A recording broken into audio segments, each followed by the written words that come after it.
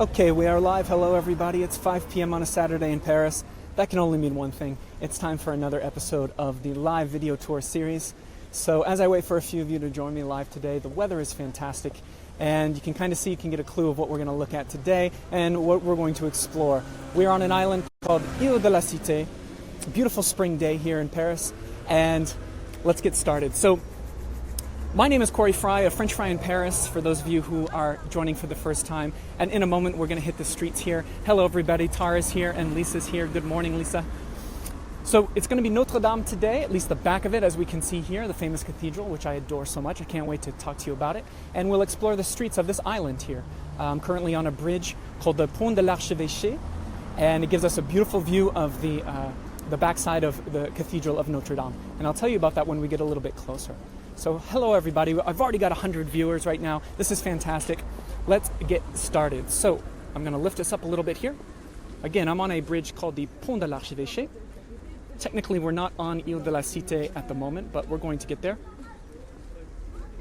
I'm going to give you a look at the bridge here. Welcome everybody, thank you for joining me. This is episode 12. Beautiful day today, everyone's out and about. That's the Île Saint-Louis. How's that for a view? Boy, we're getting started with the Paris meditation right off the bat. I'm on the Pont de l'Archevêché, and I want to show you something. Over here, there is a telescope that these kids are playing with, and we are actually going to use that in a moment because I want to try something. I want to try something here. Here we go. Pardon. If you pop a euro in there, hit the button. Hopefully, it's going to open this up, so you can see a close-up. How's that? That's the rose window of the south side of the cathedral. Sorry, this is quite an experiment, folks. There we go. Ah! Again, this is live video, but that can give you a little bit of a look at some close-up of the Gothic details. I thought that would be fun, just to stick my camera lens up to the eyepiece of this telescope here. Anyway. Here we are, going back to the Pont de l'Archevêché. Here we go, Île de la Cité. Let's get started. So who am I? Hello, everybody. Corey here. Hello, all my freaks from Patreon and everybody else who's watching on this fine Saturday. I guess we're going to have a really good time today. Beautiful weather. And as you can see, behind me, we're going to see the Notre Dame Cathedral and Île de la Cité. Now let me flip this back around again. Well, who am I? I should introduce myself properly, right? My name is Corey Fry, a French fry in Paris. I'm a full-time blogger here in the city of Paris that I've been in for 8 years. I adore this city, and I show people all around. And so every week I give you live video broadcasts for about 30 minutes or so from a different part of Paris. So the idea and my sort of tagline that I'm sticking with, if you can't bring yourself to Paris, I'm going to bring Paris to you. So let's get started, and I'll flip this around again. Bonjour, Christine. Hello, William. William says I'm on gargoyles. I'll try to give you a couple of gargoyles. Before we get to Notre Dame, we're actually facing toward the Île Saint-Louis.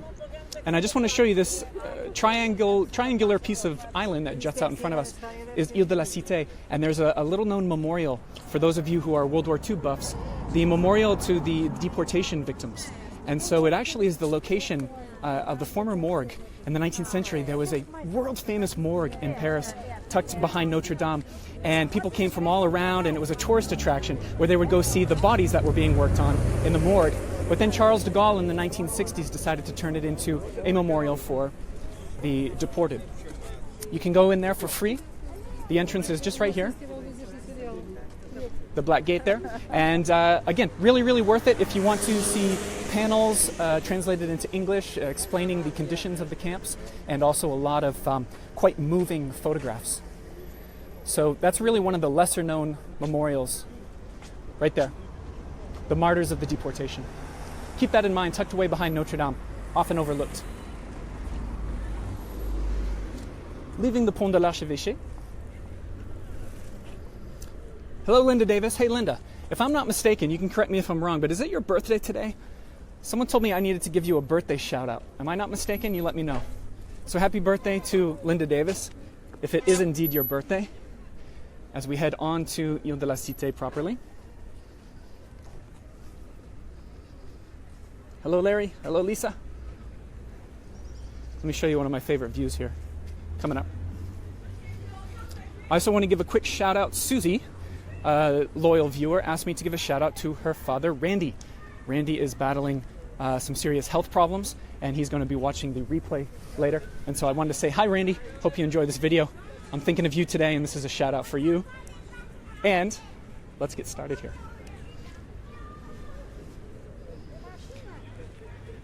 So this is a park behind Notre Dame called the Square of John the 23rd. He was a pope in the 50s and 60s. You go ahead and throw me those hearts and the thumbs up. By the way, if anyone's watching these videos and you get tired of seeing the thumbs and the hearts up, know that on your screen, at least on a telephone, you can just swipe across and get rid of those hearts. So here we are, the Square of John the 23rd. Let's close in. Boy, I just love this. And let me show you. Let me give you a nice pan here. We're up to 200 live viewers. It's fantastic. It's just packed with parks. It's packed with benches. I didn't have enough coffee before the tour today. All these benches here, and you can just sit, and it's really one of my favorite spots.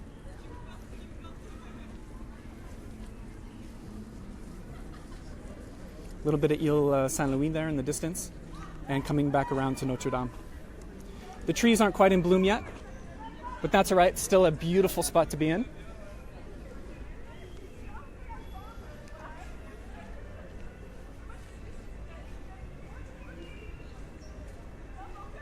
Hi, Marianne Borg. Great to have you here today. I love seeing these familiar names come back over and over. Remember, everybody, we are going to have a cafe chat at the end of this walk today as well. I'm going to take us to Place Dauphine, and we might even have a special guest. We might have a Patreon follower, one of the Frites, who is nearby on the island, and she might come say hello to us while we're having our coffee afterward. So look at this. My goodness. Let's get into the history of this building. Notre Dame Cathedral, first stone laid in the year 1163. That was a long time ago, and it was going to take them, whether they knew it or not, it was going to take them around 180 years, some say 200 years, it depends what book you read, to complete this project, which means that there were generation after generation of stonemasons and engineers and architects that knew they would never, ever see this completed in their lifetime. They'd put in a lifetime of work, and they would essentially drop dead on the job one day here on the construction site, and most likely their son would take over the position the next day, and on and on and on for several generations. Again, almost up to 200 years of construction. Now, it's called the Gothic Style. Before it was even called Gothic long ago, it was called the French style. So the French get credit for inventing the idea of pointed arches and stained glass and gargoyles, and what we see here very well, which are the flying buttresses. I know some of you architecture buffs certainly know your way around a flying buttress. You probably recognize those right away. And they're the thin slabs of stone that extend out away from the wall onto the larger pylons. And the flying buttresses meet the wall up there right at the exact spot where the stones would start to buckle under the weight of the roof. And so it's pretty ingenious that to keep the roof up, all you do is redistribute that weight along those slender ribs, as it were. It's like a rib cage of stone, and you can keep the roof up. Now, what that does is it means that you don't need stone in the walls, right? If those flying buttresses are keeping the roof up, you don't need stone in the walls to do so, so that opens them up for stained glass. And that was just one of the brilliant revelations that the French had figured out in medieval times. And there's a lot that I could tell you about this, but we got a lot of other things to see today on Île de la Cité, so let me just give you a little bit more of that visual sort of meditation. Oh, so stunning.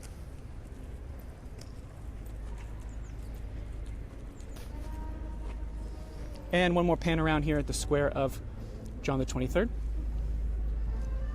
Nice and slow for you.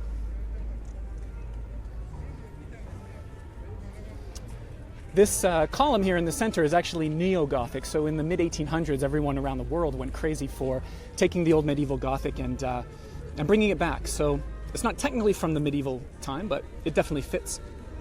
And let's get on the move here. Mark is interested in some Bertillon ice cream, and that is not a bad idea, my friend. You hear some street musicians? I'll get you up close to those folks.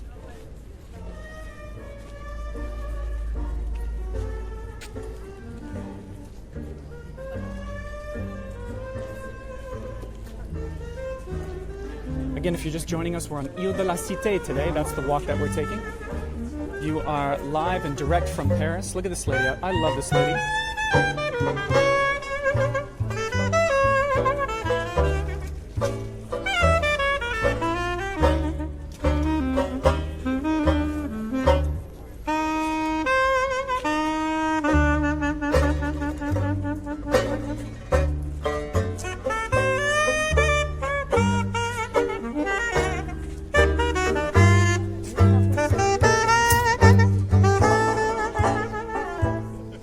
Here we go.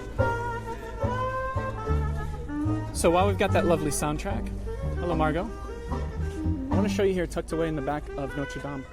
So the bells, done by Napoleon very hastily, were never in tune, never properly made. So to celebrate the 850th anniversary of Notre Dame, they recast all of the bells, all 9 out of 10 of them. So now when you hear them ring from the bell towers, you are hearing the bells that the way that they were meant to sound in Notre Dame.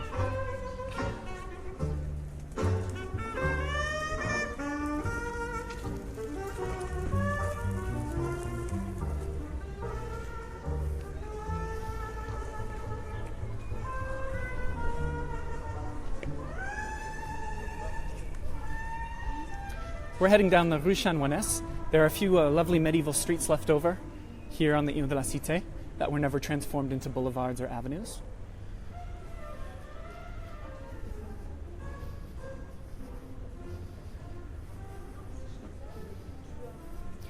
Hi, Kathy. I'll have to tell you about the bells another time. We've moved on. But the bells were redone recently. So this is a lovely building, a brick building that is a university if you want to become a lawyer or a prosecutor. So this is quite unique. Lovely little design there incorporated into the brick. The courthouse of the Supreme Court is on this island as well, and I'll show you that a little bit later. So it makes sense that there would be this university here dedicated to law.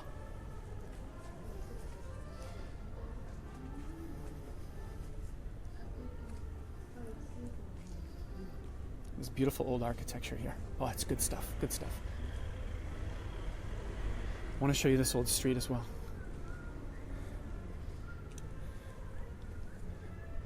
Now, for my money, there's really nothing better than walking down one of these narrow streets. Look at the street lamps up there. You can really feel like this part of the island is centuries old. And then I mentioned a few episodes back when we were in the 7th arrondissement. Remember I talked about the flood of Paris in 1910?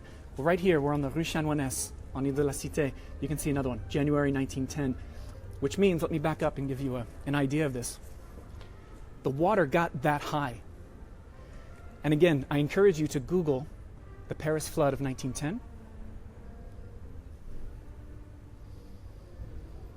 People went through the streets in boats. It was like Venice. Boats and rafts and makeshift bridges just to get down the streets of the city in 1910.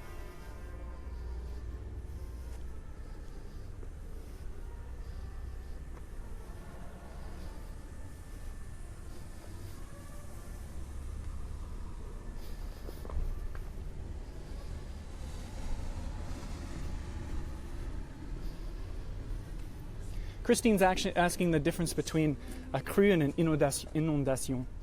I think the first one, the crue, is a straight up flood, and an inondation can be a flood that's maybe a bit temporary, where all of a sudden a pipe bursts and your apartment is flooded.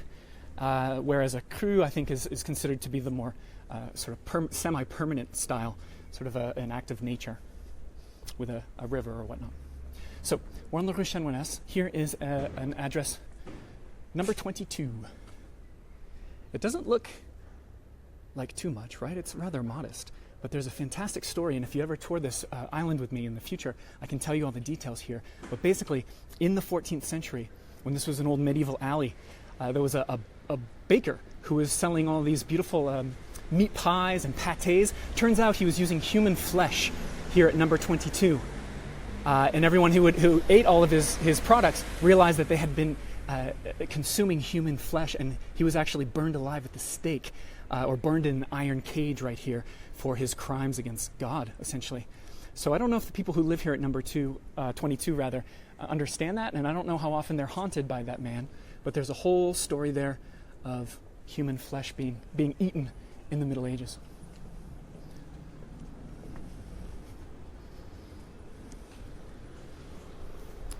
me take you around here. There's a very special restaurant called Au Vieux Paris d'Arcole. It's one of the great historic addresses on the island, for sure. Definitely one of the oldest addresses. Look at that, Au Vieux Paris d'Arcole. And you see all these branches here in the spring and summer when that's all in bloom. It's pretty magnificent. And if you've ever seen photos of that when all the flowers are in bloom, it's fantastic.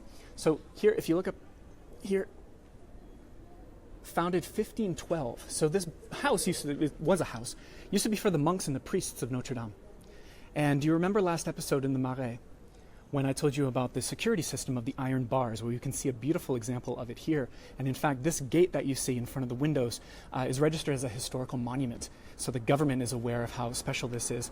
And at the top, I mentioned the pine cone symbol. Do you see that?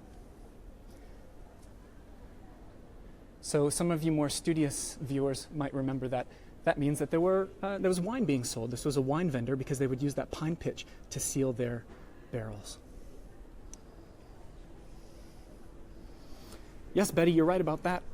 The slab of stone that the baker used to chop up his victims' meat was it's in the police garage, in the parking garage of the motorcycle brigade, although you're definitely not allowed in there anymore. I've asked many times and they won't allow you in there because it's where all the police are parking their vehicles.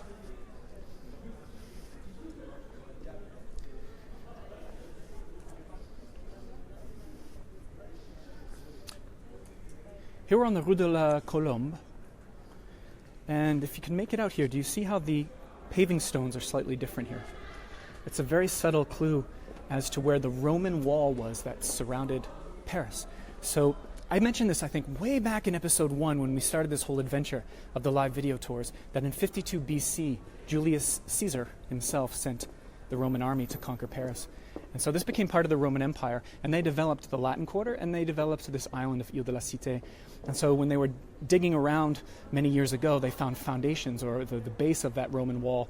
And the only way that we know the placement of it is because of what they did with the paving stones. So I think that's a lovely, quiet, and subtle bit of French history, and Roman history for that matter.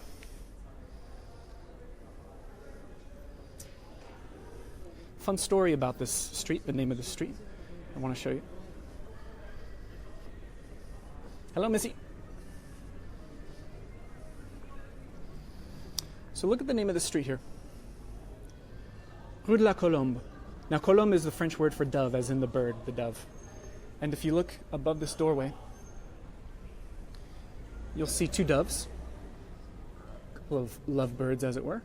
And then, equally, if you pop over here to this corner, you'll see there's another dove. So what's with all the doves? Well, a lot of these medieval streets were named after events that took place. And they say that centuries ago, this building right here that we're looking at crumbled. It collapsed on itself, and under the rubble there was a female dove that was trapped. And then the neighbors noticed that her partner, the male dove, would fly periodically throughout the day, and he knew that his partner was trapped underneath, and this male dove would drop little bits of food down in to help her sustain herself, and also little bits of wet hay so that she could drink the water from the hay. And that went on long enough that the female dove was actually saved by the neighbors in this community. And so ever since then, the name of the street has been Dove Street. This building, by the way, happens to be from the 15th century, I believe. And the reason that they know is because the archaeologists found a dead cat, a skeleton of a cat, way up in the ceiling here on one of these floors. And they actually carbon dated the cat and figured out how old it was. And so that's how they dated this building. Rue de la Colombe. In fact, they should have probably named this street after that poor cat rather than the dove. So there's a place here that's really nice to eat at as well. So keep that in mind. And we're going to move on. Look at that, though. Here I get to practice my backward walking skills, which as a tour guide, you really got to hone those skills if you want to make it in this biz. And then as we do a nice slow pan around, we're on the northern side of Île de la Cité, and we get a view of Hôtel de Ville, the city hall. Good stuff. and across the street. That is still where the mayor does his thing, or in this case her thing, because we've got our first female mayor ever, Anne Hidalgo. Again, the weather is fantastic. It's like low 60s Fahrenheit right now, so everybody's out enjoying this. Certainly the warmest day of the year. A little bit more music.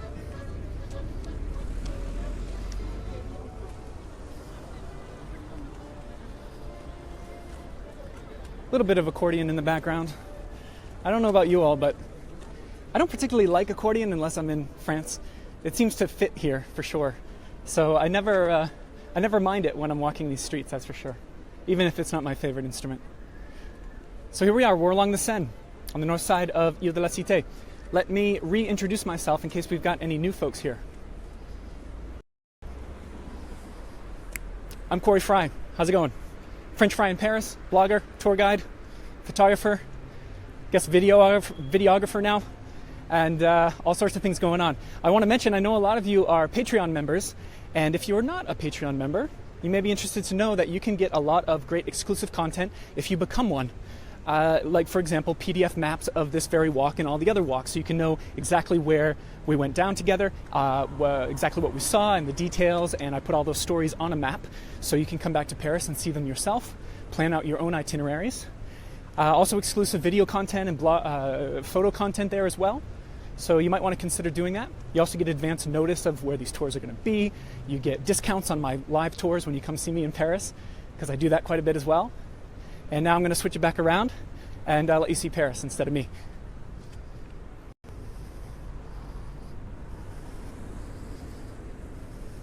Yeah, Vicky, I guess I'm a vlogger. Thanks, Missy. I'm glad you like the scarf. Oh, I need to show you all something. Is David Maver joining us?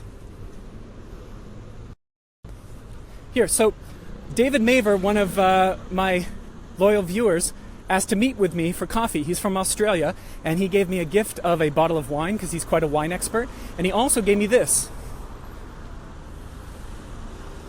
Look at that, he gave me a little koala with an Australian flag. So he's actually joining us on the walk today. I'm not alone. So thank you, David Maver, and your wife as well. Sorry, wife, I don't know your name, but it was great to meet you, David, and thanks for the gifts. Still on Île de la Cité today. I want to take you through the flower market.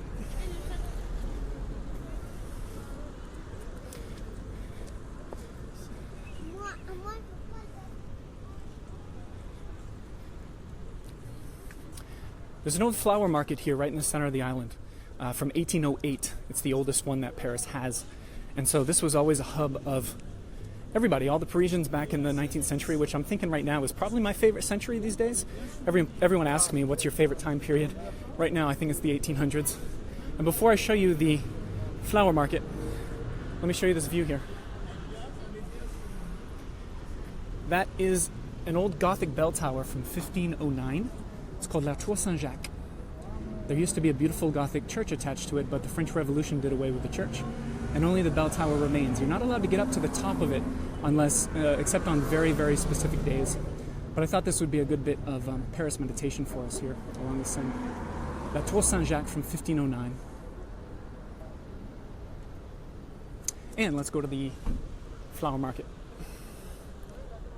Boy, that architecture, it just never gets old, I tell you. I've been here 8 years and it still takes my breath away.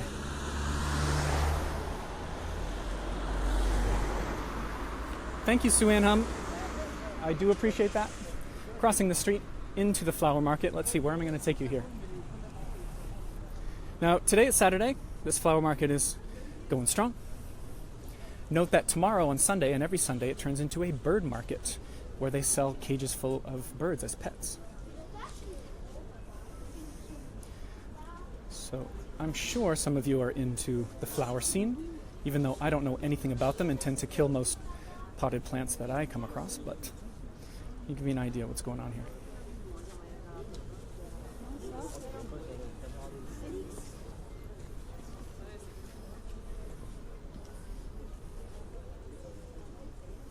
It smells great here, by the way. If I can never manage to send you all the smells during these video tours, we'll be in business. Crowded, of course, so I'm trying to navigate the crowd here for you. Again, we're on Île de la Cité. How beautiful is that view? Oh. We are at the 1808 flower market of Paris, the oldest one in the city.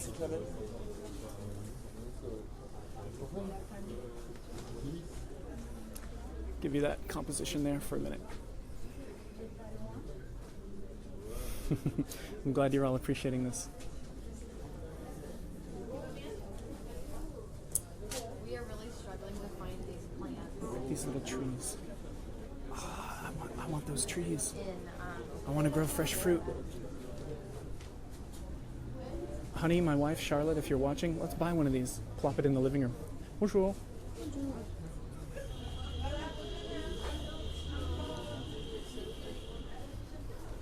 Okay. Little taste of the flower market.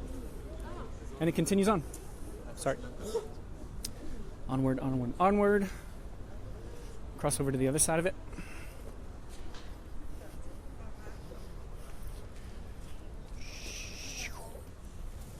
Okay, here we go. In the center of Île de la Cité now, the center of the island. Some of you might recognize this if you've been to Paris. This is the metro station called Cité. Right here with some good old-fashioned Art Nouveau. There's a composition. Hold on. Now, I'm a photographer at heart, so I'm trying to give you some of these compositions here. There we go. Art Nouveau and the Sainte-Chapelle, which I'll tell you about in a moment. Great. We're over 1,300 or 300 live viewers. Don't get ahead of yourself, Corey. It's not 1,300, my friend. Okay, we're right in the heart of Île de la Cité. This is such good stuff. You know, these are the streets that I walk by almost every single day, and what a treat to be able to share it with so many of you. That's really the glory of this project from my side. There's a bit of meditation right there. Boom. What we're looking at is, on the left, the Sainte-Chapelle, built by Louis IX. When I took you on Île Saint-Louis in a previous episode, by the way, if any of you want to catch up on those previous episodes, just pop over to the French Fry in Paris YouTube channel. There's a playlist there where you can watch every single episode from the first one we did 6 weeks ago or so. And that's the Sainte-Chapelle, and I talked to you about St. Louis, one of the medieval kings who built that for the crown of thorns. He bought this incredible, powerful, expensive religious relic of Christ's crown of thorns, and he built the Sainte-Chapelle for it. You can visit it today mostly for the stained glass. And then on the right-hand side, we see the courthouse, the Supreme Court building. Behind that Supreme Court building is the lovely Place Dauphine, which is where we will have our cafe chat. Again, if you're new to this, I know there are some newcomers each time. We do a cafe chat after each tour. It's private, but it gives us a chance to talk about the walk that we just took and to ask each other questions, and I can tell people, whatever they want to know about life in Paris. That is private, however, and so you'd have to become a Patreon member to do that, and you can click in the description here if you're interested in taking a look at your options to become a paying subscriber to help support the project and also get some great exclusive content in the process.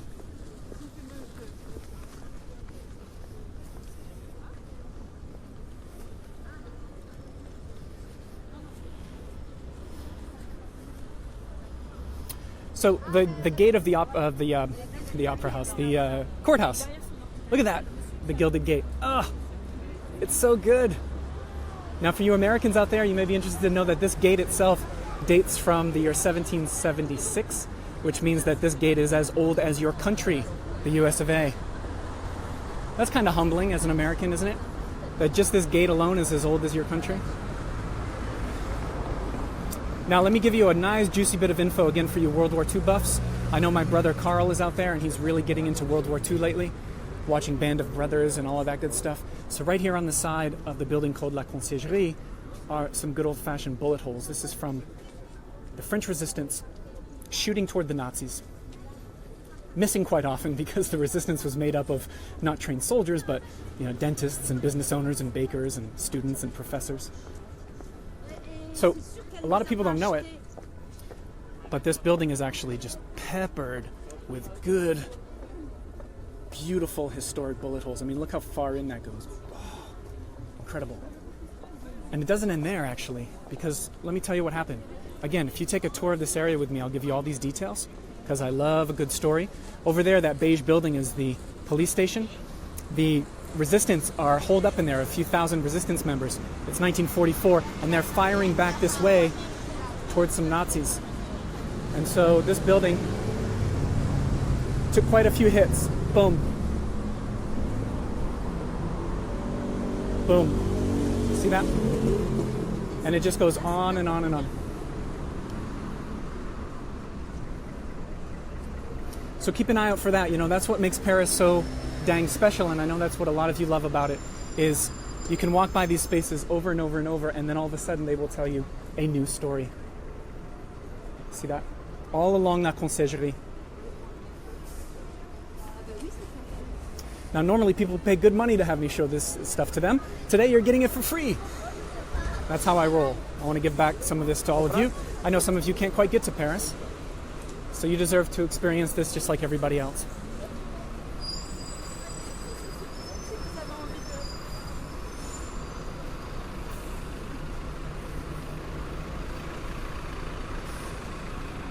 Yes, Jennifer, it is the little things, and I know you and your sister love the little things of Paris. I'm excited to see you both very soon here in person. Here at the northern corner of La Conciergerie, something you definitely don't want to miss. This beautiful clock from the Renaissance.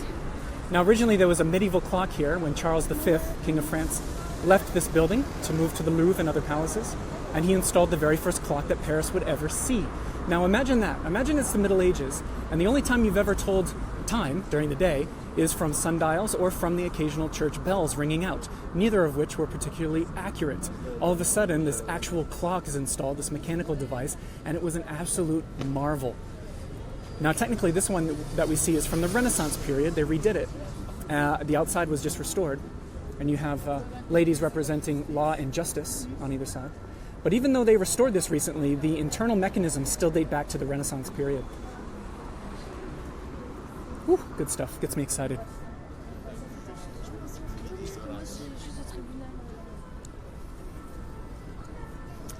Okay, we're going to be finishing up shortly. I'm so glad we got 340-something viewers. Fantastic. Yes, Deborah, the clock, the clock.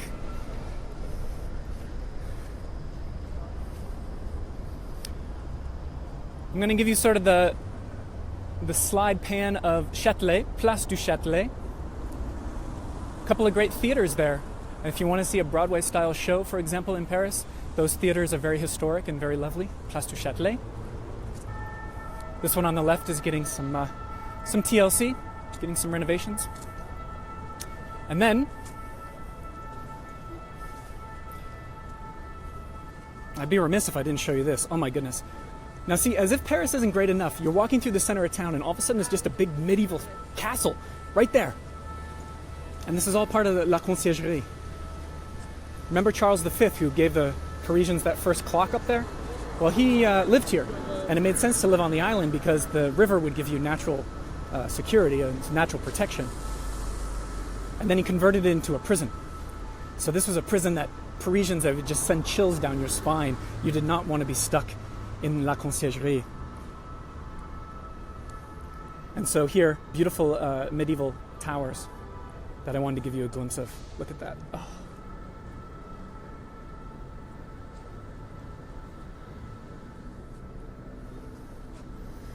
Again, the walking backward skills.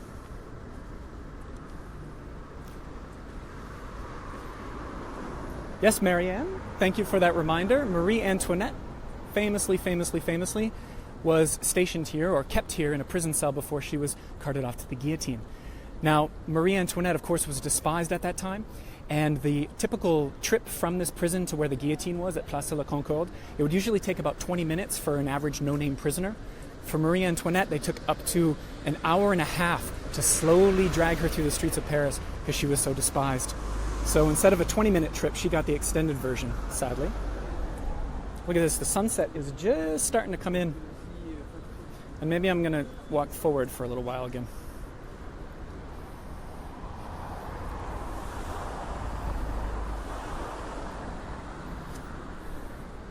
By the way, I just got to throw this out there as a conscientious tour guide. Let me show you my mug again for a minute. Marie Antoinette never said let them eat cake. So if anyone tries to tell you that, you can tell them that your friendly neighborhood tour guide and vlogger told you that is in fact false. So she never said that. She could have said that in the sense that that was the type of disconnect she had with her people.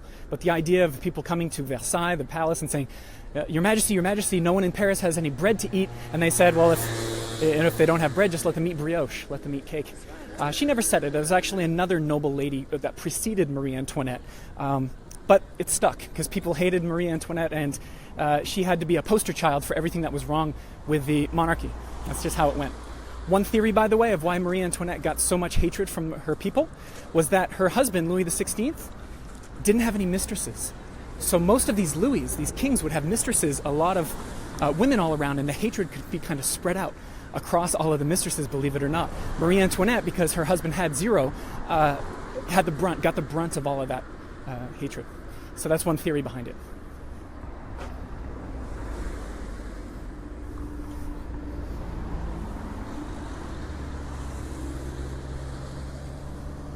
We're almost at the end of our tour. We're going to finish up at Place Dauphine. Again, one last quick reminder that cafe chat after each live video tour that allows you to vicariously have a coffee with me and usually a pastry and watch the world go by from a Paris cafe. We do that at the end of every walk. However, it is a private session at the cafe, so you'll have to go in the description and check out my link to my Patreon page if you want to be part of that. Our little community is always growing, and that's so exciting. I want to thank you all for that, by the way. You know that I thank you profusely each week, but it really means a lot. It's something pretty special that we got going here. So what are we looking at now? This is the back of that courthouse. And it's pretty fancy for an entrance that nobody ever uses. And what happened was, it's the 1800s and they're redoing this whole area. And they meant for this to be the main entrance of the courthouse. So of course they were building it on a very grand scale, and it was built under Napoleon III, hence that eagle that you see up there in the left corner. And so they're building it, the grand entrance of the Supreme Court building. And then at the last minute, the powers that be decide they're not going to make this the main entrance, but instead it's going to be on the other side with that gate that's as old as the USA. So this is, by far, it's got to be the most elaborate and beautiful entrance that is never ever used. The back of the courthouse. So, we're getting close to the end of this. Yes, Fran is mentioning Marie Antoinette was Austrian, which people didn't really trust all that much. They also accused her of ordering secret assassinations. They accused her of funneling finances out to Austria. You know, there's also that theory that her husband, Louis XVI, bankrupted France because he was supporting the American Revolution. Now, the economy was already pretty crap in France, but Louis XVI, it didn't help that he was supporting the Americans. Look at this. Oh. Now, what's funny, you guys know me by now. I'm so in love with this that I'm actually staring at my screen instead of staring at the actual thing, because I'm in love with this image right now. Oh, it's so good. And we're up to 372 viewers. So where are we? This is Place Dauphine. Place Dauphine was built by Henry IV, who was also responsible for a much beloved part of Paris called Place des Vosges. And you can see that the architecture, if I can scroll up here, is the same as Place des Vosges in the Marais, with red brick, white limestone, and these beautiful blue slate roofs. Not all of these buildings have maintained that style of architecture, but originally they did. So in the very early 1600s, when Henry IV was finishing the famous Pont Neuf bridge, he completed this square as well. And it was for his nobles, right? The nobles and the aristocrats were always following the king around. They needed to physically be close to him at all times. So this was a place for them to all sort of hobnob and socialize, probably trot their horses around on this gravel. Today, it's a great hidden square, Place Dauphine, because we're still on the island. We're still very close to Notre Dame. That sees tens of thousands of people every day. But here, this stays somehow very local. Reminds me of the gardens of the Palais Royal in that respect. And so look at this. It's just people chilling out on benches, kids kicking soccer balls around. Got the courthouse. Oh, so glad I get to share this stuff with all of you. I heard a rumor that Johnny Depp once had a place here, and why not? He's quite a Francophile. Had a French girlfriend for a long, long time. Was it his wife? Did he ever marry that French girl? One of you can tell me. A famous French actress. I'm sure my wife knows. So look at that. Oh, so good. Place Dauphine. So listen, we're going to wrap things up really soon, but let me show you where the cafe chat is going to happen for my Patreon members. As long as they're open. This is a location, whether we end up having coffee here or not, I got to show you. I'm a big, big fan of the movie Midnight in Paris, and I know some of you are as well. Even if you're not into Woody Allen, you definitely owe it to yourself to watch Midnight in Paris. And there's a scene where Owen Wilson is with the actress Marion Cotillard, and he gives her a gift, and they decide that they're going to sit here and have a sort of a romantic moment. Well, all of a sudden, a horse-drawn carriage pulls up, and they get in, and it takes them back to the Belle Époque, because Marion Cotillard's character is dreaming of the Belle Époque. So it's another one of those time travel experiences. So this is Chez Paul. It looks closed inside, so we may have to find another cafe, but we will do that very, very shortly. So if you want to just give me 5 minutes or so, I'm going to install myself here at the Place Dauphine, and for my Patreon people, we're going to have a private chat. So there you have it, episode 12 in the can. What do I want to say to you to wrap up? Again, French Fry in Paris. If you like this tour and if you're a newcomer, follow me on Facebook. You can follow me on Instagram. You can find all the links in the description of this video. It's going up for replay on Facebook, so you can watch it to your heart's content. It will end up on YouTube as well in that playlist of all the previous episodes. And I think that's about it. You know, the idea is that if you can't bring yourself to Paris, I'm going to bring Paris to you, and I'm going to do it every single week, and I'm going to take care of you all. I know you're as passionate about this city as I am, and I'm thrilled that I get to share it with you. So be sure to stop by here periodically and check out my Paris content that I'm cranking out almost every day. I do my best. And I will see you all. Thank you so much for joining. And tell your friends about it. Share it. Let them know. I'll see you soon. Patreon people, I'll see you at the cafe in about 5 minutes, okay? Maybe a special guest, by the way. Barb, one of our frites, is going to join us. So hopefully she'll stop by soon. Bye. See you next week. Take care.